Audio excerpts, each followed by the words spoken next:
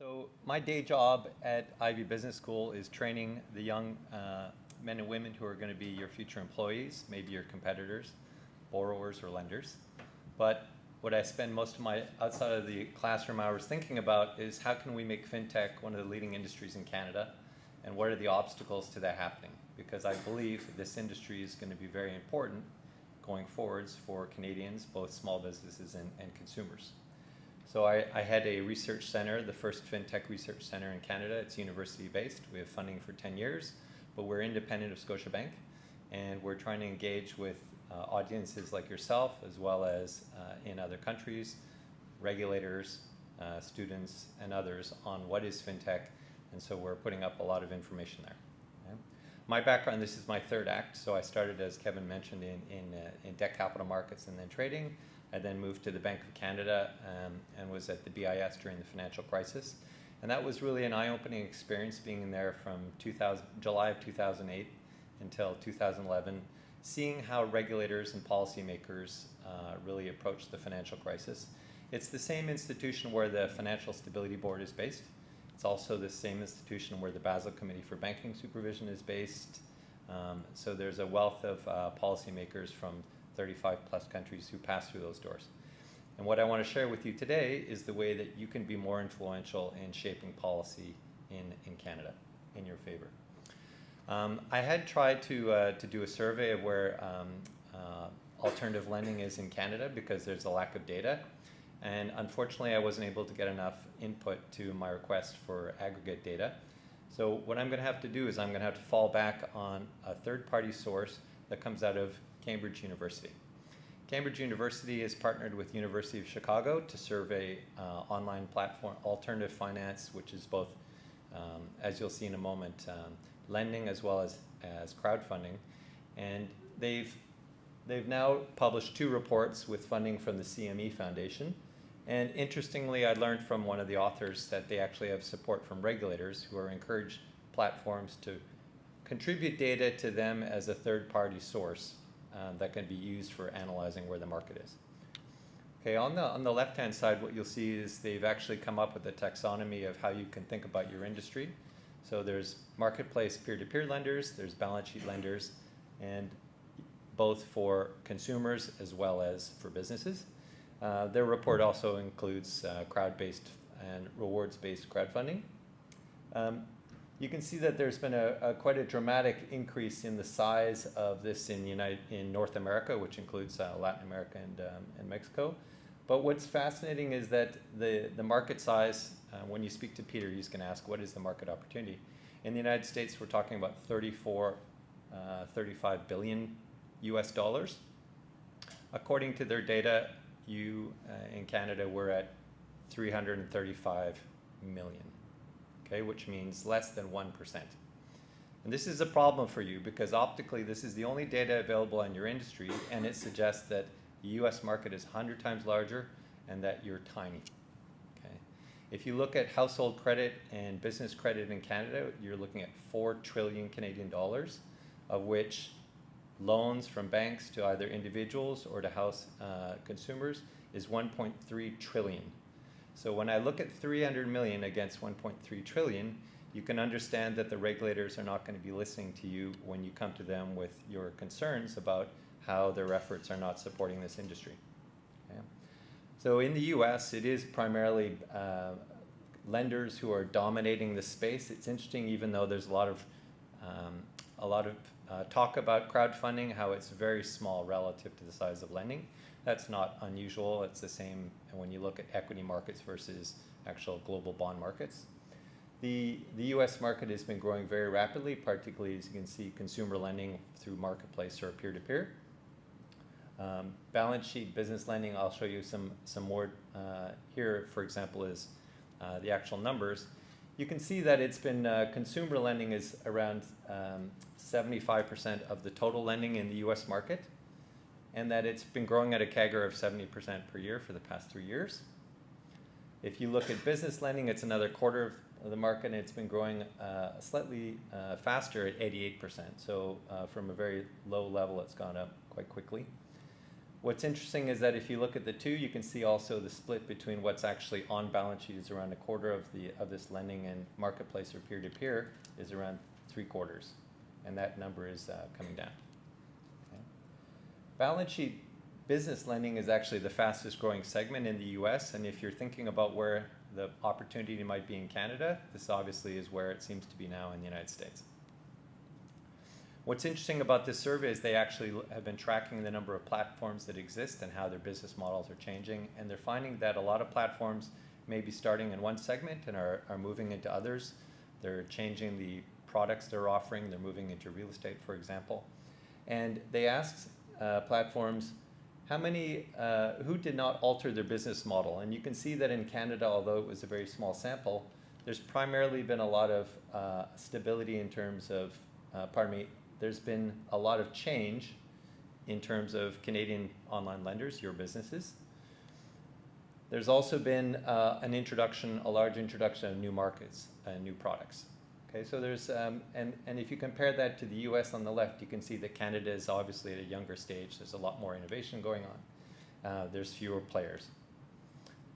What's interesting is that also looking ahead to the US, the market actually peaked in terms of the number of players in 2013, and there's been a lot of exits. Small players are just not successful. Speaking to what Peter was talking about the cost of acquisition, you can see why venture capitalists might be cautious in terms of funding these businesses, because there's more platforms that are exiting than are being created now. The VC funding to these platforms has actually peaked in the United States and has declined in 2016, and we see globally that the amount of money going into fintech has also declined according to KPMG's State of Fintech report. And part of the problem for you is that regulators in the United States, and this is probably true in Canada, are tightening their regulations and are cracking down on what they might see as risky lending or a lack of disclosure, perhaps a source of systemic risk. So growth of lending volumes has slowed, with the exception of lending to small businesses. And what's interesting is that this is very much it's becoming effectively an institutional funded market. So the idea that it's me as an individual funding loans to other individuals has gone away. If you look at Prosper and Lending Club, 75% of their funding is coming from institutions. It's become an alternative asset class. And that's because of the benign interest rate environment we're in. We'll see if that holds true through the business cycle as interest rates go up. Biggest risks that these platforms are reporting are obviously cybersecurity, malpractice, and fraud, with the Lending Club episode obviously making that right at the front. Interestingly, in the US, most of the platforms feel like the regulation is actually about appropriate and not too excessive. And I would hesitate to say that people would say that in Canada. But in the United States, at least, they feel like they're getting well treated by the regulators, and partly that's because they've been engaging with them. Okay. So this study, just to give you an idea, these are the platforms that have participated. And when I say they participated, they did not just simply provide aggregate lending volumes. They provided loan-by-loan data to University of Chicago and Cambridge, which is being used to study everything from default rates and for different vintages of loans, both small business and consumer, new products. And part of the reason they're doing this is because you can't really effectively lobby regulators without educating them. And that's going to be my key message for the remainder of my talk. When you look at who are the lenders in Canada, if you're going to a third-party source, you see that, say, CrowdMatrix has a list of perhaps one of the most publicly available list of fintechs in Canada, and there's just so many names missing. Okay, which means that you're not even on the radar for venture capital firms or investors who are accredited investors who may be looking to invest. They don't even know that you exist unless you're one of those groups. So here are the volumes for Canada, and again, these are in hundreds of millions, not in billions. And you can see that unlike the US case, where lending is clearly the largest, 75% of, more than 90% of all activity, in Canada it seems like, okay, balance sheet business lending is certainly big, but crowdfunding is equally big, whereas in the United States that was certainly not the case. I just don't believe these numbers. I think that they're wrong, and I think that they're educating people that this is not an important business in Canada, even if it's important in the United States. And that's going to influence the views of your investors. It's also going to influence the view of your venture capitalists, and it's going to influence regulation. Okay. Again, consumer lending in Canada has been growing very, very fast. Look at the growth rates, but it's from a very small level, from 3, according to this data. It's 17% in the market, and then business lending is 83%, so quite different from what you saw in the United States, the flip, the reverse. And that holds up true whether it's balance sheet seems to be predominantly the model in Canada as opposed to marketplace lending. Balance sheet lending is also growing at a great tear, so good for you, Kevin. You're in the right space. Okay. So in the few minutes I have remaining, I just want to, from my experience at the BIS, I got to see how regulators work, and I got to be part of different working groups. Saw how Basel III was put through, how it was sort of forced on banks by their regulators, and it's quite a different process from what you imagine. It's usually junior people within those organizations that work in anonymous groups, and then bring the results up to the head of the bank for like a roundtable meeting at the very end to sign off on it. So a lot of the work is sort of happening in the background through bureaucrats or public servants, you might say. And those are the people who are, in the future they'll be the governor. But at this point in time, they're sort of mid to senior level. Okay? Right now, those people are running the biggest consultation on the Canadian financial sector, and they've already had 2 consultations. So this is what used to be called the Review of the Bank Act. It's now called the Federal Financial Sector Framework. And this is the biggest opportunity to make changes that are going to affect you. And if you looked at the most recent consultation document, which closed, the second document closed consultations at the end of September, one of the biggest things they're looking at is the ability of financial institutions that are regulated to invest in commercial entities. Currently, a bank in Canada is not allowed to invest in a startup that has any business that is not financial services. So if you offer software as a service or AI or something else, it is against the Bank Act for that bank to invest in you. The banks have obviously said that's extremely restrictive, because most fintechs are involved in both developing software and licensing it, as well as the provision of financial services. So your biggest potential investors, particularly if you're looking to partner, are basically handcuffed in terms of the regulations in Canada on whether they can invest. Okay? The other thing that they're focused on is open data.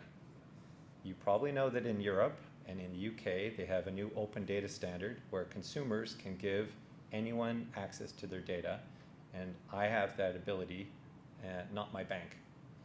This is one of the issues that they're focusing on in this review of the Bank Act, which would obviously open up a huge trove of data that you can use for both developing your businesses as well as training your algorithms. Okay?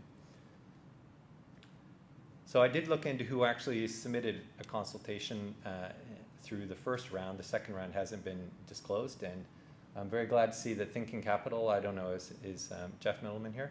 No? Congratulations. They've been very active in sort of lobbying on your behalf. You can see that basically what you have to do is you have to convince politicians that this is about jobs and GDP growth. Here they are, we're helping 10,000 Canadian businesses reach their potential. They're talking about data on the growth, what they're seeing in terms of demand. Okay, that's very positively received, because let's face it, no one likes the big banks in Canada. Okay, despite the fact that we all use them and they're extremely profitable with ROEs that are double what you would see in sort of 15 to 18% versus ROEs in the US around 9 to 10 versus ROEs in Europe of 5 or less. Okay.